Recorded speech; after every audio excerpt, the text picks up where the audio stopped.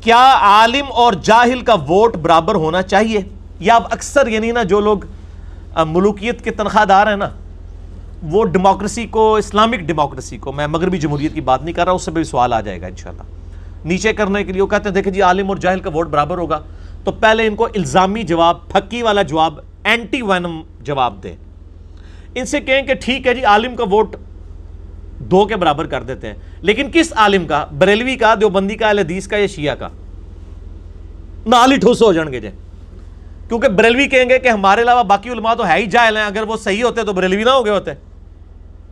دیوبندی کہیں گے یہ تو باقی سارے جاہل ملے نے، اگر یہ صحیح ہوتے تو وہ دیوبندی نہ ہو گئے ہوتے. اہل حدیث بھی یہی کہیں گے، شیعہ بھی یہی کہیں گے.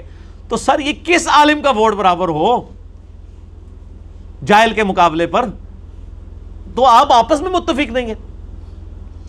اور پھر یہ مجھے بتائیں کہ اسلام میں کیا یہ صرف دینی علم ہی ہے اور سائنٹیفک نالج نہیں ہے اسلام کا حصہ؟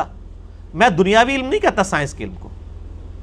یہ دونوں علوم سورۃ البقرہ میں آدم علیہ السلام کو دیے گئے تھے، بلٹ ان پوٹینشلی. وَعَلَّمَ آدَمَ الْأَسْمَاءَ كُلَّهَا، آدم علیہ السلام کو ہر چیز کے نام سکھا دیے تھے اللہ تعالیٰ نے. یعنی پوٹینشلی جو اللہ تعالیٰ نے سائنس کا علم ان کو دیا تھا، آج وہ ترقی کر کے یہاں تک پہنچ گیا کہ بوئنگ 747 اور ایئر بس A380 لوگوں نے بنا لیے اور 700 مسافروں کو لے کے اڑ رہے ہیں. یہ پوٹینشلی اللہ تعالیٰ نے انسان کو جو دماغ دیا تھا وہی ایوالو ہوا ہے نا. تو دونوں علوم اسلام کے ہیں. نمبر 1 ریویلڈ نالج، کتاب و سنت کا علم. Number 2 acquired knowledge, the knowledge obtained through observations and experiments. قرآن کی 1000 کے قریب آیات جو ہیں وہ physical phenomena of nature, scientific facts کے اوپر ہیں. تو یہ دونوں اللہ ہی کے علوم ہیں. اور قرآن تو 10 کمانڈمنٹس جو سورہ بنی اسرائیل میں آئی ہیں نا، ان میں پہلی کمانڈ جو 9th کمانڈ ہے وہ یہی ہے، سورہ بنی اسرائیل آیت نمبر 36، وَلَا تَقْفُ مَا لَيْسَ لَكَ بِهِ عِلْم. اے انسان کسی چیز کی پیروی اس وقت تک مت کر جب تک کہ تیرے پاس ڈیفینیٹ علم نہ آ جائے. اِنَّ السَّمْعَ وَالْبَصَرَ وَالْفُؤَادَ كُلُّ أُولَٰئِكَ كَانَ عَنْهُ مَسْئُولًا. بے شک آنکھ، کان، عقل، دل ہو یا دماغ، کوئی بھی، دونوں انسٹرومنٹس ہی ہیں، ان کے بارے میں تم سے پوچھا جائے گا تم نے ان 3 انسٹرومنٹس کو یوز کر کے حق بات تک پہنچنے کی کوشش کیوں نہیں کی. ریویلڈ نالج، ایکوائرڈ نالج، یہ دونوں علوم ہیں. تو پھر سر اگر ایک مفتی صاحب کا ووٹ 2 کے برابر ہوگا تو پھر PhD میتھمیٹکس کا ووٹ بھی 2 کے برابر ہوگا. وہ اس فیلڈ کے اندر ہے. کل کو جب میتھمیٹکس بچوں کو پڑھانی ہوگی تو مفتی صاحب نے تو نہیں پڑھانی ہوگی. ہو سکتا ہے مفتی صاحب کو تو وراثت کے فارمولے بھی جا کے میتھمیٹیشین سے سمجھنے پڑیں، وہ تو ہے بھی ریشو پروپورشن، نسبت تناسب تو ویسے ہی بڑی اوکھی ہوتی ہے.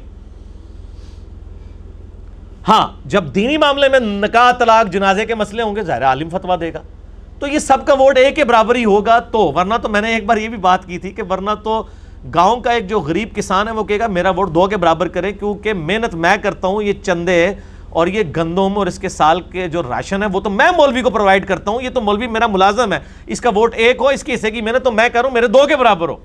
وہ 2 کلیم کر دے گا جی بھائی 1 ہی رہن دو، 1 تو بھی نہ جاندے رہنا.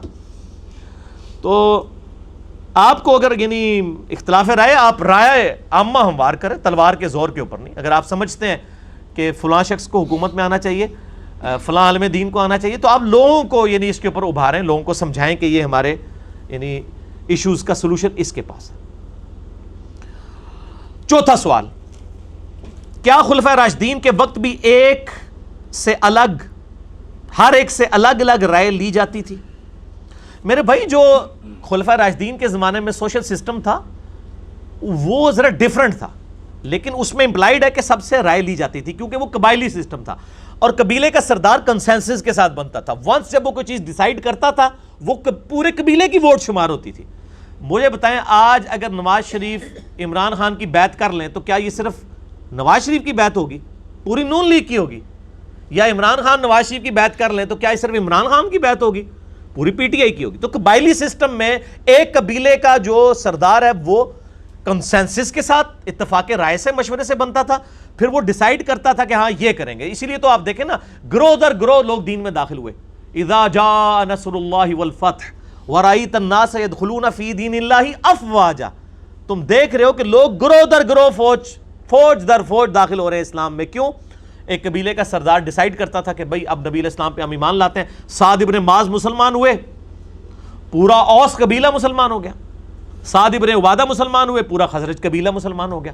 تو وہ ایک قبیلے کی سردار کی ووٹ جو ہے وہ بیسیکلی پورے قبیلے کی ووٹنگ ہوتی تھی.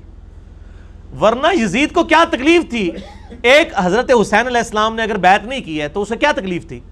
اس کو پتا تھا کہ یہ حسین اکیلے نہیں ہے, پورا بنو ہاشم پیچھے کھڑا ہوا ہے, یہ اکیلے کی ووٹ نہیں ہے. عبداللہ ابن زبیر اکیلے نہیں ہے, پورا قبیلہ ہے ان کے پیچھے. عبداللہ ابن عباس پورا قبیلہ ہے پیچھے.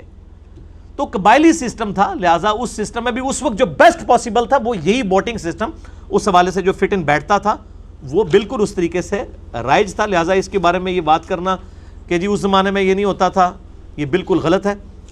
یہ اسلامک ڈیموکریسی جو ہے یہ ماڈرن فارم ہے خلافت راشدہ کی. اور اسی پہ ہے اگلا سوال نمبر 5.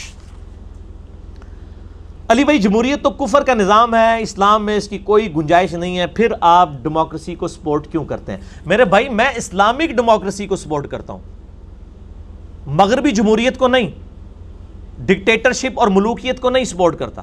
میں خلافت راشدہ کی ماڈرن فارم سمجھتا ہوں اسلامک ڈیموکریسی, جو اسلامی جمہوریہ پاکستان میں ہے, جو قرارداد مقاصد میں یہ بات اسٹیبلش ہوئی ہے کہ پاکستان کے آئین میں کوئی بھی چیز کتاب و سنت کے خلاف یہاں پہ قانون پاس نہیں ہوگا, جس پہ مولانا مودودی رحمہ اللہ نے کہا تھا کہ آج پاکستانی اسٹیٹ نے کلمہ پڑھ لی ہے.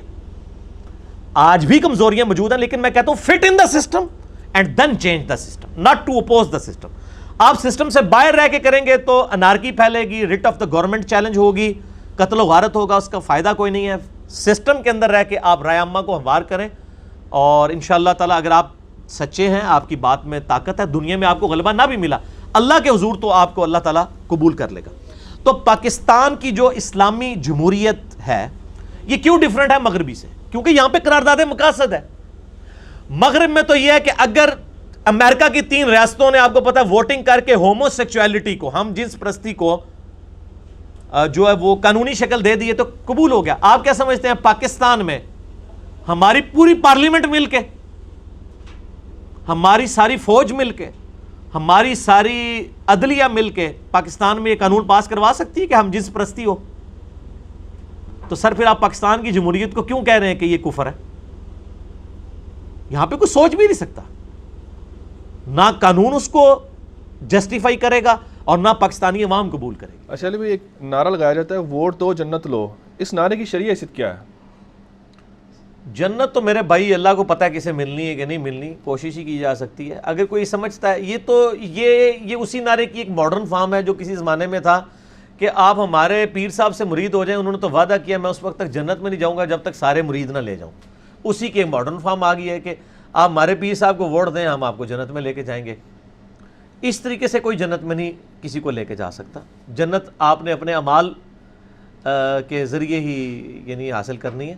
ہاں آپ یہ کہہ سکتے ہیں کہ جنت میں جانے کے کوئی اسباب بن جائیں اگر آپ کسی اچھے لیڈر کو چنتے ہیں اور وہ امت کے لیے کوئی بھلا کرتا ہے, وہ تو پھر سارے ہی دعویٰ کریں گے. باقی جنت کا فیصلہ جو ہے نا وہ ان چیزوں کے اوپر نہیں کرنا چاہیے. ٹھیک ہوگا جی. اچھا اسی کانٹیکس میں وہ اکثر علماء یہ کہہ رہے ہوتے ہیں فلاں کو ووٹ دینا حرام ہے, فلاں کو ووٹ دینا حرام ہے, اس کی شرعی حیثیت بتائیں. کیا واقعی علماء تو میرے بھائی ہر معاملے میں ہی حرام کہتے ہیں. آپ ووٹ کی بات کر رہے ہیں, وہ تو کہتے ہیں کہ جی ایک دوسرے کے پیچھے نمازیں پڑھنا حرام ہے, ٹھیک ہے نا جی.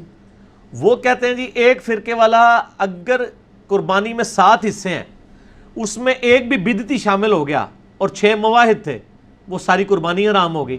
سر علماء کے جو چیزیں نا وہ اپنی جیب میں رکھیں, ان کی کوئی ورتھ نہیں ہے, دین کے ساتھ ان چیزوں کا کوئی تعلق نہیں ہے.